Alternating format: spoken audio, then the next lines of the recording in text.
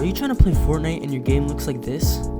In this video, I'm going to cover ways that you can prevent this and make your FPS even higher. And first thing you're going to do, you're going to change your rendering mode from DirectX 12, or sometimes it will say 11, and you're going to change it to performance mode. And when you click apply, it's going to tell you to restart your game and restart it and come back.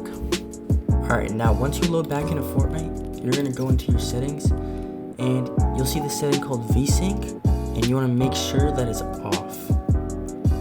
And then window mode, a lot of people like to play on full screen. I personally like window full screen, but I highly not recommend playing on Windows. Okay, now down here in your settings, you will probably only see view distance and textures. Make sure these are all on low, and if you see the option motion blur, make sure that is off as well. Okay, now for frame rate limit. So if you know the refresh rate of your monitor, you want to set the FPS to like around the refresh rate of your monitor. So my monitor's 144 hertz, so I usually cap it at 144, or I could go to 160.